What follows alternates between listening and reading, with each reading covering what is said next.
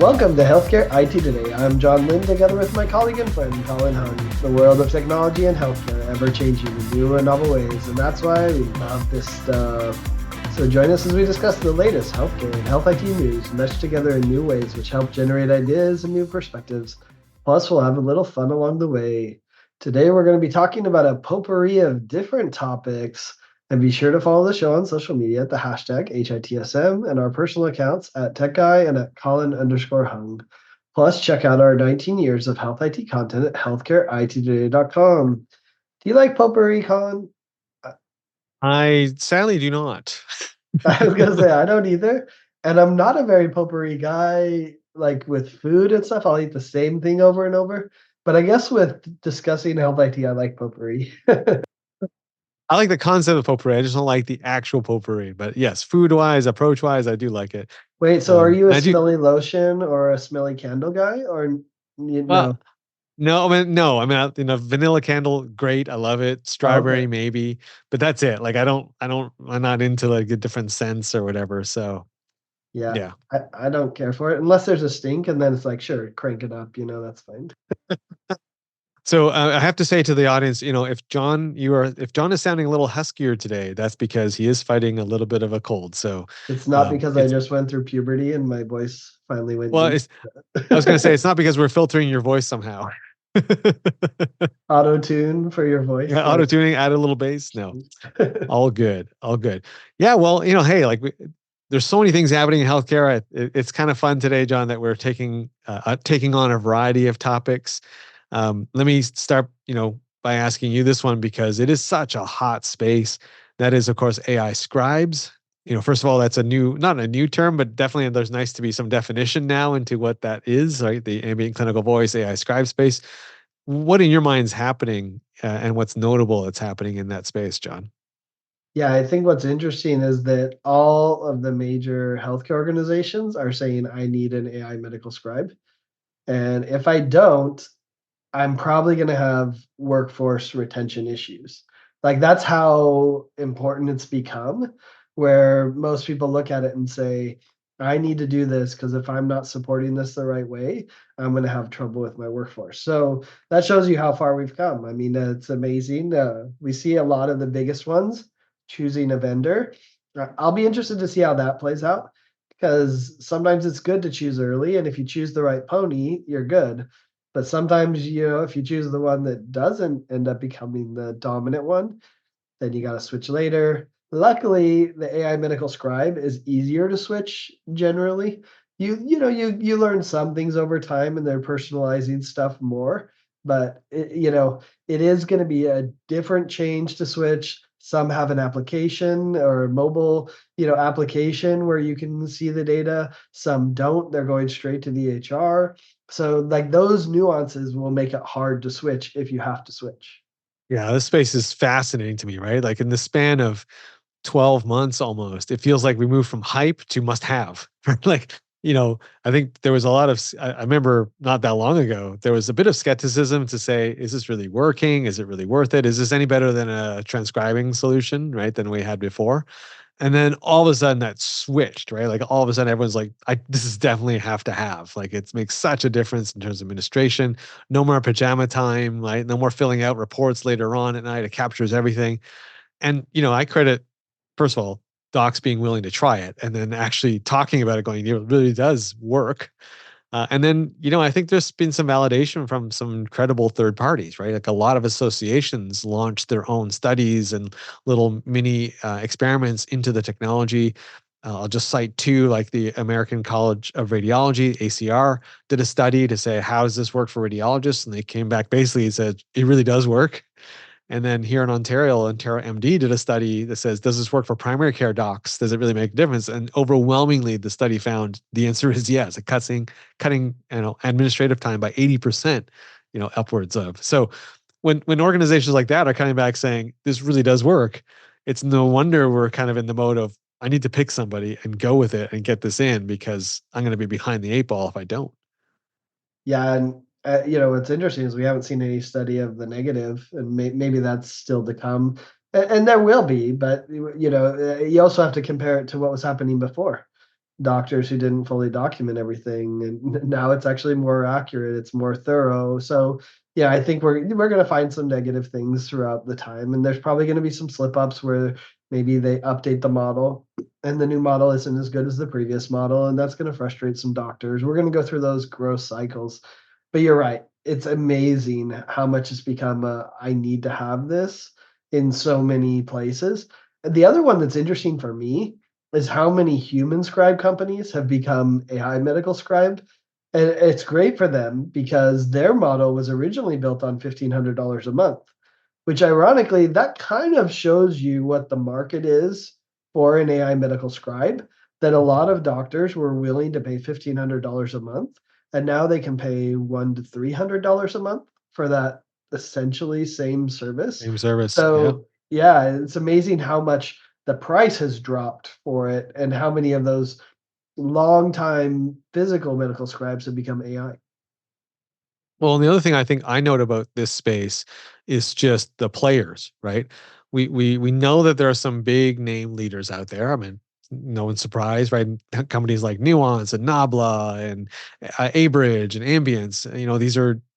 These are companies that a lot of people have heard of. And then there are a lot of smaller players, right? Niche players who have come up with single standalone solutions, maybe for a particular specialty or a particular type of application of AI scribes. So it'll be very interesting to see how that shakes out. And I think given the timeframes we've been experiencing, it's going to be like the EHR market on steroids in the sense of there's going to be lots, and then all of a sudden we're going to be down to a few a little bit later on, just because I think we are in a very, very fast land grab. You've got to get a lot of customers in order to stick around. It is interesting. I'm not sure I agree completely in that. I'm not sure how they're going to consolidate. Like, I'm really interested to see, is it a customer consolidation and does that make sense? I guess, it probably will for some, especially if maybe they're focusing on the same ambulatory segment or something along those lines. That would make sense. But what's fascinating is like even the small, as you kind of phrased it, like the small AI medical scribes are not that small. And I always saw this with the EHR vendors. When you have someone paying you 100, 200 a month and every month, and these are doctors, like that's you don't need that many. You have 1,000 of those, and it's an amazing business already. And so I'm interested to see how that plays out because 1,000 doctors paying you $100 to $200 a month becomes a pretty big business, and then you can grow from there. So I am interested to see how that consolidation happens. So, on a related note, then, John, do you think the EHR vendors are taking the right approach with AI in the sense of, some people have picked a dance partner, others have taken more of a best of breed approach, kind of letting their customers choose and pick and making it a little bit more agnostic. Others have decided to build their own. What's your take on the approaches that EHR companies are taking? Yeah, when it comes to a medical scribe, to be frank, I'm not sure. Like, I'm not sure the right approach. I do hear the case for being deeply embedded in the HR matters and being able to leverage the EHR data matters. You hear that from Modernizing Medicine or ModMed as they're called now. Elation Health does that as well. Even Innovacer, they had a data product originally, right? It was like an analytics and data product, but now they can use that to inform their AI medical scribe. So now you don't have the errors where the AI medical scribe makes them female when they're male because you already have the data and know that they're male or whatever it might be. So I think that there's a case to be made there. But all right, that's fine for now. A little bit, 3 months from now, 6 months from now, the EHR vendors make that data available. Everyone has it. Does it really matter? I'm not sure it is, right? So, and then here's the other question: do the EHR vendors need to own that, or do they not? I asked Epic this question, and I said, "Hey, what do you think about this?" And they said, "Well, the maturity of the AI medical scribe is so much, we don't need to build it ourselves."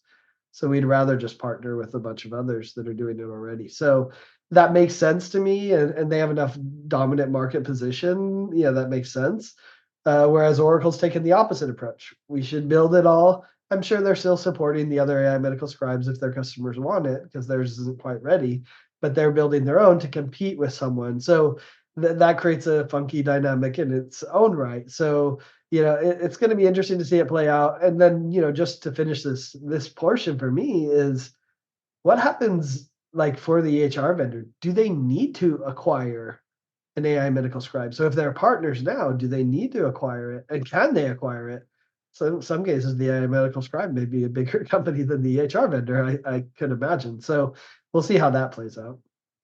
Yeah, I'm with you. I'm not really sure how it's going to play out. I think all those models work, right? I mean, one hand, you can kind of look at an AI scribe and kind of go, well, is it not the same as a data visualization platform or a graphing tool? Like we don't really care which one was underneath and doing the dashboards. As long as it worked, you're fine, right? Like, Maybe a fax server, you just tie it in and it faxes right. So, it. in that sense, you kind of go, well, are we at the point or will we get to the point where it's just a commodity? It needs to work. And I don't really care what, whose model it is or whatever. As long as it works and it works well, I'm good. Right. And there won't be a demand to say, well, I want A versus B because B is slightly better in this application. I mean, there might be a few people like that, but I think the majority might not be like that.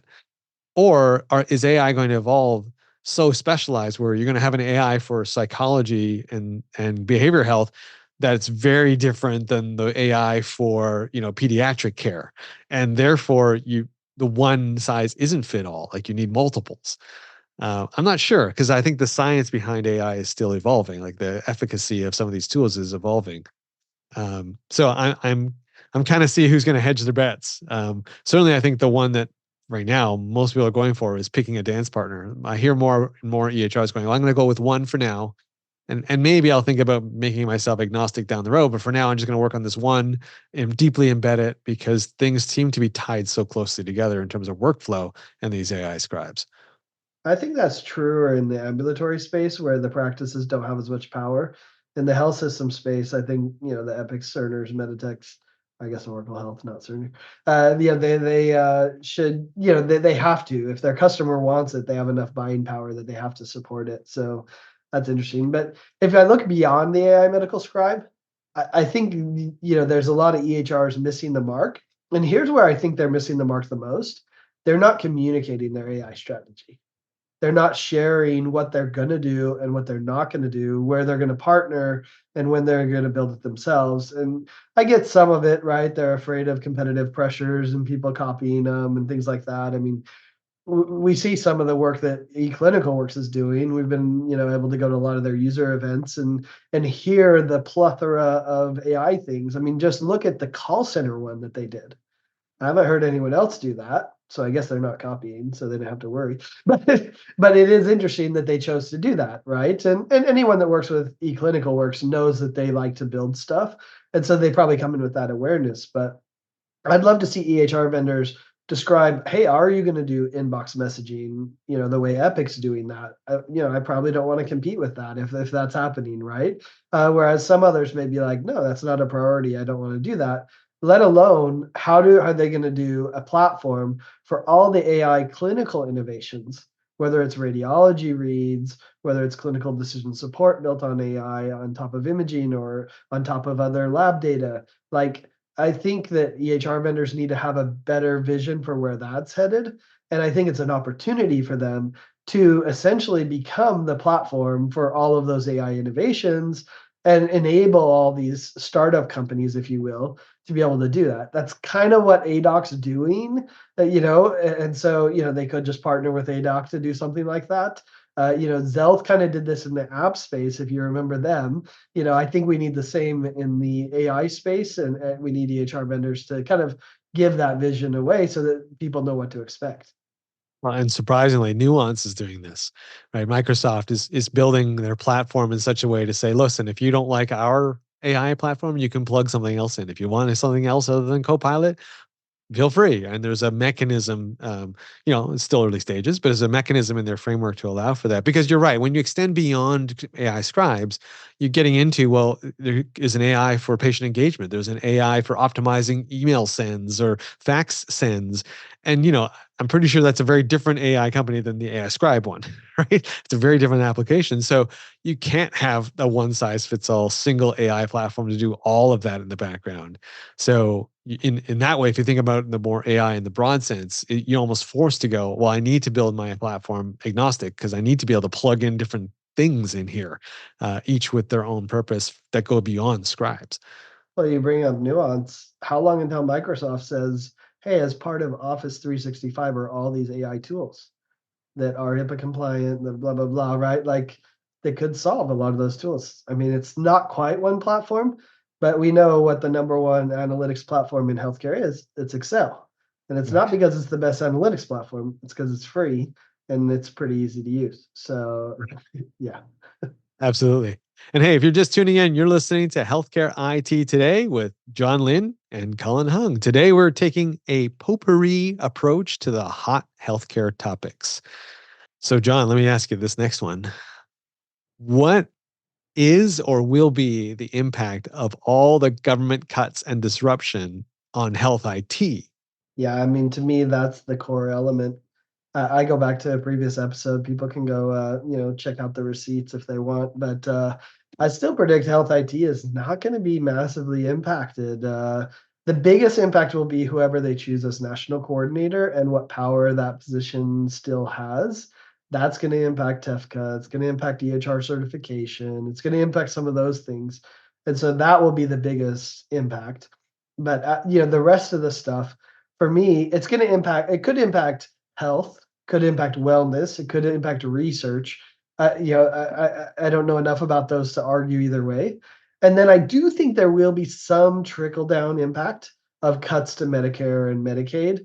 And so then provider organizations aren't paid as much, so then they can't buy as much IT. And so then there's kind of this trickle down impact that happens. But policy wise, I just don't see much. I actually think it will probably be a net positive.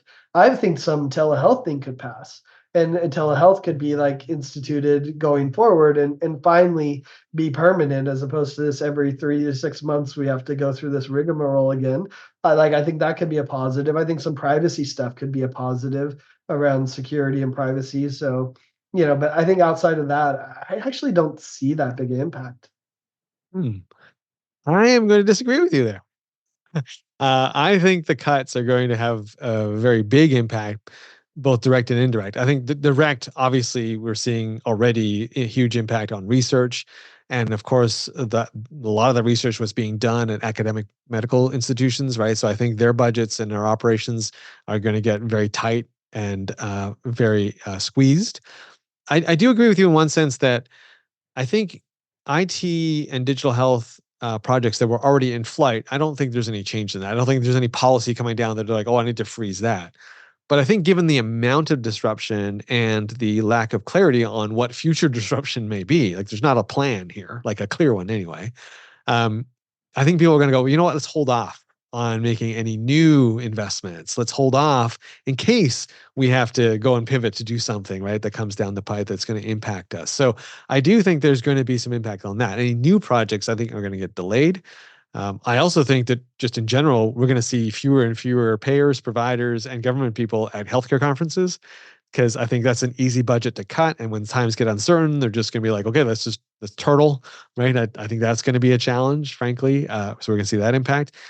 And I think just given what's happening in the regulatory space around FDA, Mm. especially, we've already started to see it, right? With the whole thing with the GLP-1 drugs, where they suddenly made it no longer, where a generic can be a compounded one can happen. A whole industry just got basically wiped out overnight. I think that may happen, unintended, I think, but I think some of these things are possible. So I think actually disruption could be quite big from all of the stuff that's happening in DC.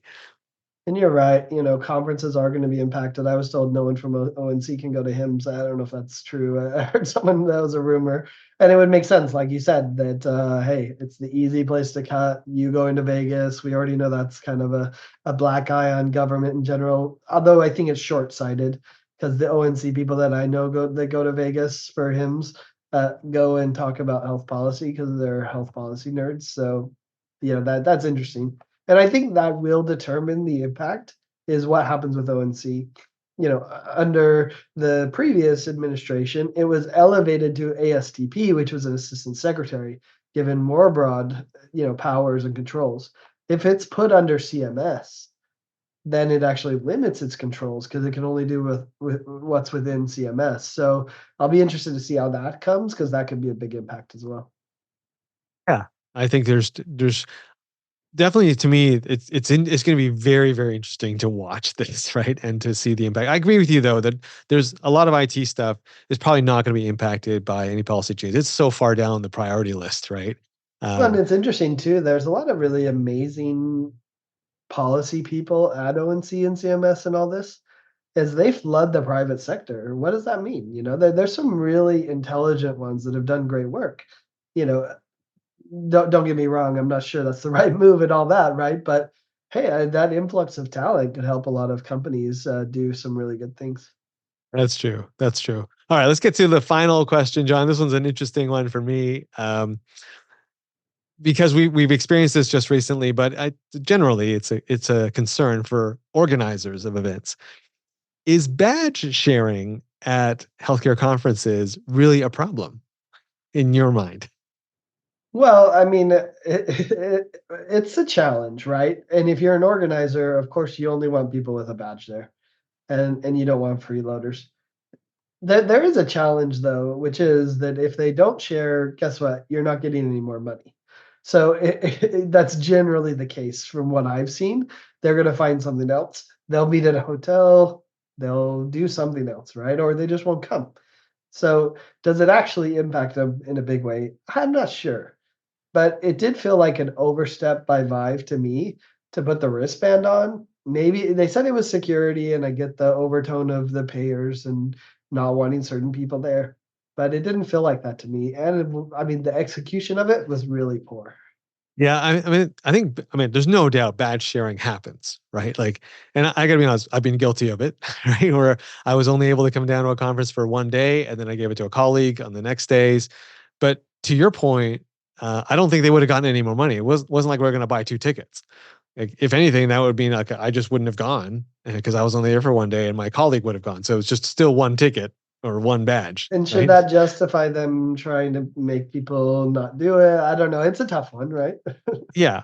Yeah. So I mean, I understand the rationale behind it. I think you seriously have to look at how much are you really losing here? And is it worth all that effort to save 2%? Right? Like, is this sort of a 2% problem that's happening? And who is really sharing? I think a lot of bad sharing that happens is actually around support staff and not people who really want to be there. Like it's like the videographer, right? It's the booth person that's coming in to help you like manage the physical booth itself. Like, I think it's those people that are sharing the badges more. And like, I don't really think that's the audience for the conference people, right? So Yeah. I mean, we face it too, right? At Sway Health, people sharing badges. But, what's interesting is we'll have people reach out to us and say, hey, they can only go one day, but could this other colleague come? And we're like, sure, that's fine. But that's the problem is if conferences were more flexible in how they manage their badges, then there would be less badge sharing because, did pay for a full badge and they can only come certain days. Like, they should offer some flexibility there. That's why we do it in Sway Health. It just feels like the right thing to do for the community to do it. That said, I have come across people who, one that was really famous. I was walking around a conference and he said, "Oh, I went to your conference." And I thought to myself, I knew every person that registered. I'd never seen your name. He's like, "I didn't pay, but I went and I'll pay next year." Anyway, it was interesting, but so, it happens. But what can you do? That's the hardest point. I think if you do get caught, you deserve a penalty, right? And not to be allowed at the conference in the future and things like that, right? I think that's reasonable. yeah, I think so. There's some of those things that I think can be done that are within the powers of the conference, right? To say, listen, if you get caught with someone else's badge for not a good reason, meaning you didn't forget your badge, you just need a badge to get in to get your own, that's fine, right? But if you're wearing someone else's badge and you're walking around and someone catches you, you could be banned for a year, 2 years, and pick a number. And I think that's significant, right? And how embarrassing would that be for that company, right? Right? To have that happen, especially if it's a large one. So I think that alone could be. I mean, you could implement, not that I recommend this, but you can implement a wall of shame, right? List, right? Like kind of those types of things. So if you really wanted to prevent it, there's some other mechanisms versus going through and doing the wristbands and other things, and frankly printing outdated pictures on people's badges and stuff, right? Like, I don't know how, like, they print them so small, I can't tell the difference anyways. Like, it just looks like a circle on most Yeah, well, badges. and we have that whole, white people can't tell what Asians look like. Asians can't look what white, like they all look the same. All the Indians look the same to me. I don't can't really tell, but and it's an older picture. How do you really know? Yeah. Especially as they're walking by, that's I didn't like the wristband though. And ironically, I didn't even stop some people because some people could get it off and then just trade it anyway. So it's like, wait a minute, that didn't really solve the problem. But then it was even worse because it's like, wait, I shower with it, now it's soaking wet, and I'm like sitting there with it soaking wet. That it was bothersome, And yeah, obviously I still attended and it was fine and I survived, but I just feel like there should be a better way. Yeah. Yeah. I think so too. But hey, and we're right in the middle of more conferences. So we'll see how that one plays out over the next little while as well, John. Well, we're at the end. Thank you to all of you who tuned into this episode of Healthcare IT Today.